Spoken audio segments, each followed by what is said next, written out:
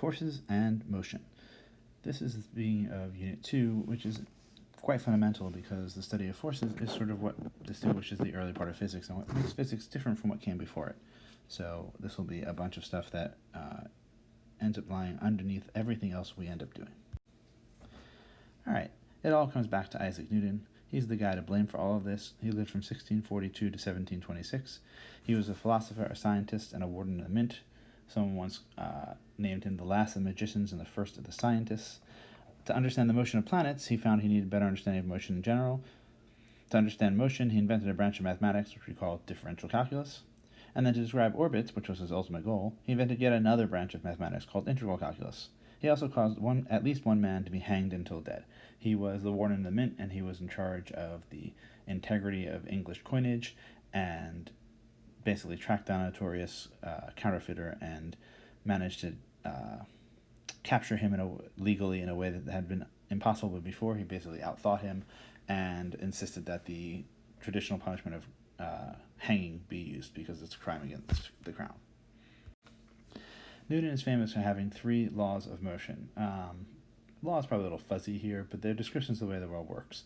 And the first law of motion says an isolated object maintains a constant velocity.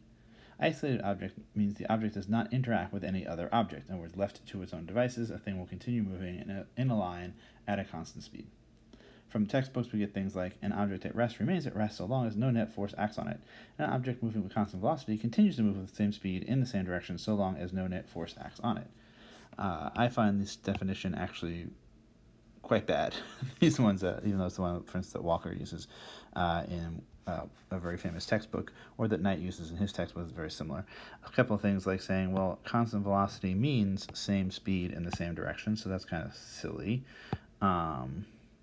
But mostly, and this is the real problem here, is we haven't taught what this is, so we don't have any idea what it means to say no net force acts on it. This is a retroactive definition of the first law that I find very counterintuitive and hard to justify, even though it turns out to be true. I really do prefer saying that if the object stays isolated, it maintains constant velocity. Things don't have a tendency to slow down or speed up. They tend to go along in a straight line at a constant speed. The first law is also known as the law of inertia, because inertia is a tendency of a physical object to maintain a constant velocity.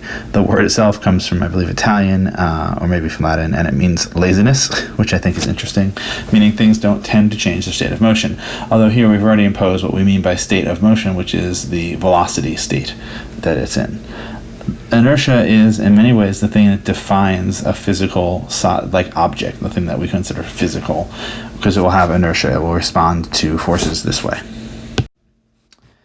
All right, a reference frame is said to be inertial if the first law holds in it, and otherwise the reference frame is non-inertial, not uninertial or inertial, but non-inertial. In fact, Newton's first law is less a fundamental law by itself. It's more a device to characterize frames of reference. But it's only when the first law holds can we say that the other laws are also guaranteed to hold. So the first law is sort of defines the playing field. If this is not true, then neither of what follows is necessarily true either. An example of a non-inertial reference frame would be a car where the brakes have been activated. In that frame, a still object, say a coffee cup on a slick dashboard, will seem to leap forward even though there's nothing acting on it. In the reference frame of the driver, the cup suddenly jumps forward even though nothing has started pushing it that way. But to someone on the side of the road who is an inertial reference frame, the car slows, but the cup keeps moving forward at constant velocity because nothing's acting on it. But someone in the car, which is tied to its reference frame, sees the cup accelerate forward without anything acting to do that, without any force on it. One thing acts on another by exerting a force on it. When we're saying things don't interact here, we're saying in this case they act on each other by exerting a force. You can think of a force as a push or a pull. If we add up, this should be all the forces on a given object, we get the net force acting on it. Note that every force is a vector. It matters which direction you push or pull, so the net force itself is also a vector. We need to add vector forces vectorially, i.e. tip to tail, to get their sums. The study of interaction of things via forces is called dynamics. This is eventually lends itself to other fields of physics like electrodynamics or hydrodynamics, coming from a Greek word for force. It tells us why things move in the way they do. This is opposed to kinematics, which tells us the manner in which things move, but never explains why. Remember, kinematics is the description of motion without regard to why. Put a different way, in kinematics we said things had certain velocities and accelerations. In dynamics we start explaining why they have those accelerations. Because the Greek letter sigma is often used to stand for sum in mathematics, it looks sort of here like a capital E, but it's actually capital S-ish. We can symbolize the net force in two different ways. We can write F sub net, or we can write sigma F. And for whatever reason, textbook tends to use the second, so we're going to use that as well. The second law of motion, this is the big one. The acceleration of any object in any point in time is proportional to the net force acting on that object at that moment. All right, I want to say that one more time just to be clear here. The acceleration of an object at any moment in time is proportional to the net force acting on that at that moment on that object. A couple implications. If we double the net force on an object, it accelerates twice as much.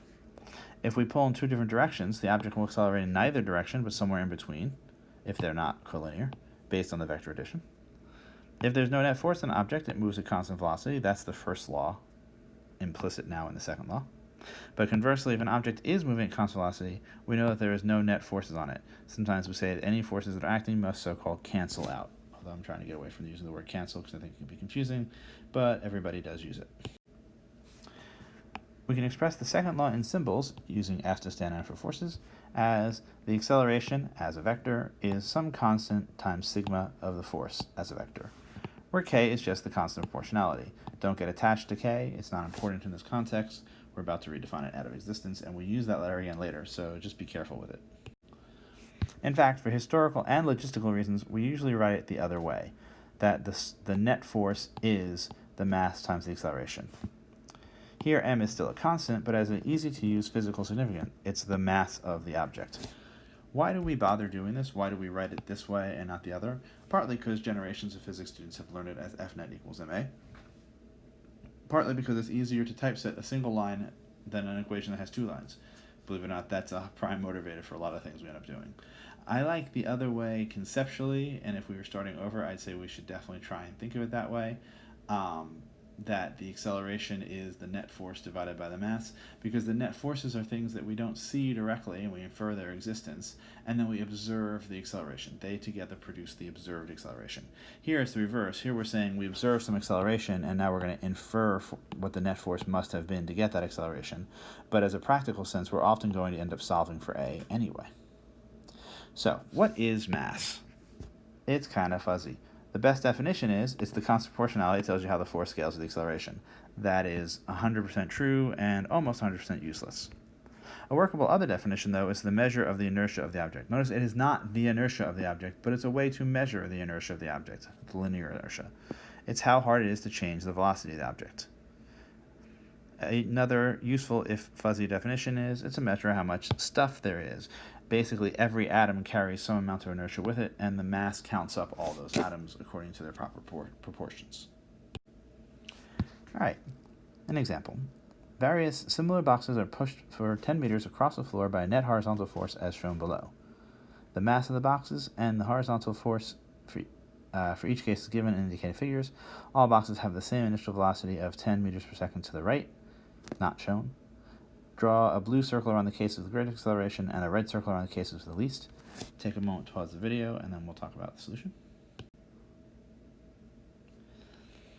All right, in this case, we're just going to go with what we've been writing here, which is that the net force, which in this case is F, is m times a, so we just want a equals F over m. If we look at this, we get 10 meters per second square here, and we get, 3 1/3 meters per second square, and here we get 3 1/2 meters per second square, and then here we get 6 2/3 meters per second square.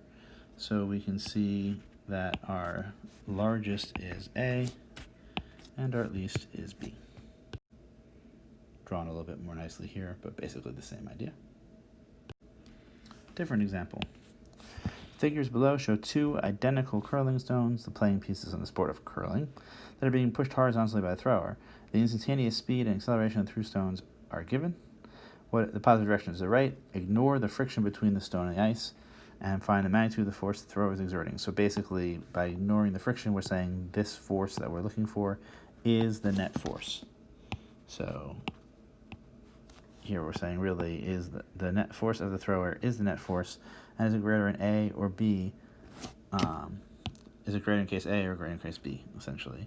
And again, we're going to say, well, the net force is the mass times the acceleration. The only thing that matters is the acceleration. So we see that the acceleration is larger in this case. So it must be that B is larger. So we should have that case A is less than case B. Notice that case A is moving faster, but that's not relevant right now because forces are moment to moment. At this moment, what are the accelerations? Does not care where they came from. Newtonian analysis has no memory of past or future.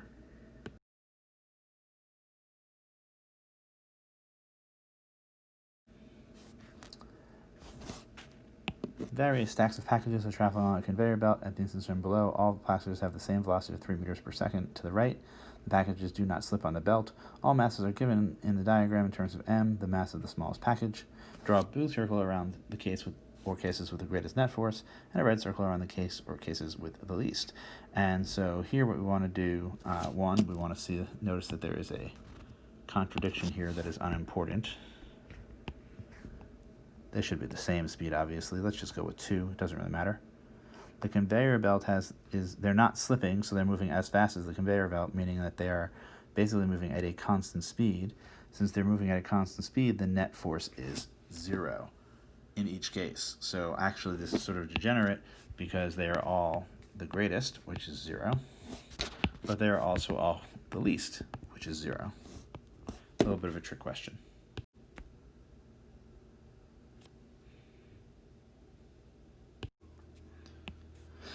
Graphs are shown of the velocity versus time for two identical train engines on a straight track. Positive velocity indicates the engine is traveling east.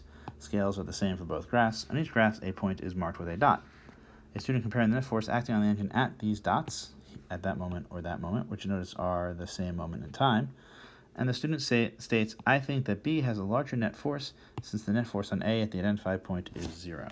So what if anything is wrong? And if something is wrong, correct it.